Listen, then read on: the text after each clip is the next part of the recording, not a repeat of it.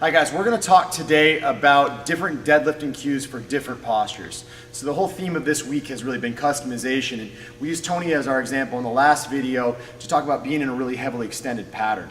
And what I think is tricky about people who are in this pattern is they don't always work well with a lot of the cues that we see thrown around in the weight training world. So we hear a lot of people when they squat, when they deadlift, we hear arch, don't round your back. And so we see a lot of these people who are already in extension and they're encouraged to arch even more to create this kind of faulty stabilization pattern that they use under load.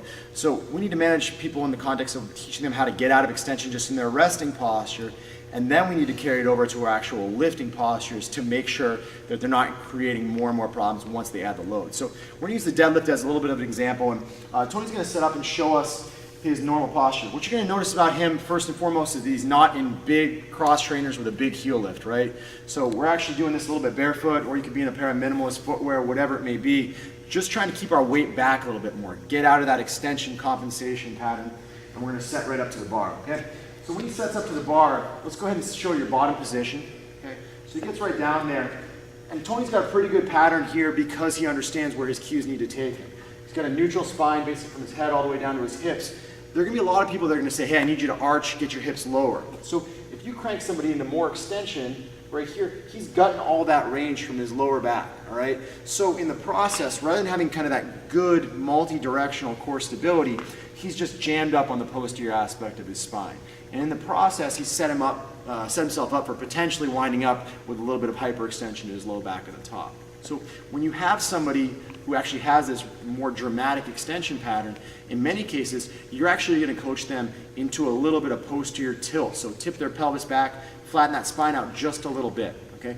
What I think has really happened with these folks is they've taken that cue of arching. In reality, what people want to do is they want to tip their shoulder blades back, show that chest up. So what we're trying to get is movement of the shoulder blades on the rib cage. Instead, people really pull aggressive with their lower back and then crank down with the lats and really use those as multi-direction, or as really heavy stabilizers of their spine. And they're important, but they're not the only thing. So when we set Tony up, we want to be down in this position.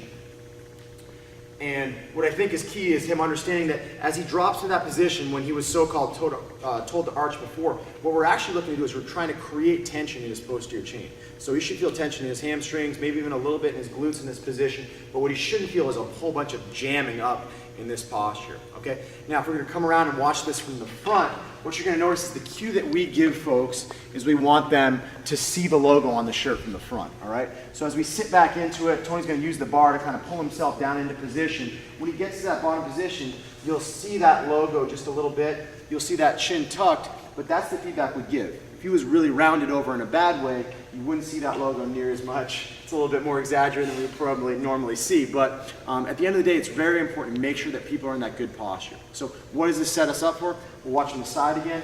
Let's go ahead and show a good deadlift, and let's talk about some of these common faults that we see at the top. So he's going to set right up in his bottom position, pull down, get into just actually for him a little bit of posterior tilt, which takes him to neutral.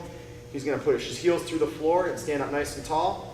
As he comes through, you'll notice he finishes with his hips, glutes are tight, it's not a hyperextension, the knees are fully locked out, shoulders are back in this top position of a neutral posture, and then as he goes to lower it, he pushes his hips back while maintaining that neutral spine and takes the bar back to the floor. So if you're someone who sits at a desk all day like this, then that arch cue and that posterior tilt, that's a good cue for you. If you're someone who's already really extended in an athletic population, doing more and more and more arching is just going to create this faulty stabilization pattern that could lead to back, hip, hamstring pain over the course of time. So make sure that your coaching cues on a deadlift, a squat, any exercise are matched up to your starting position from a postural standpoint.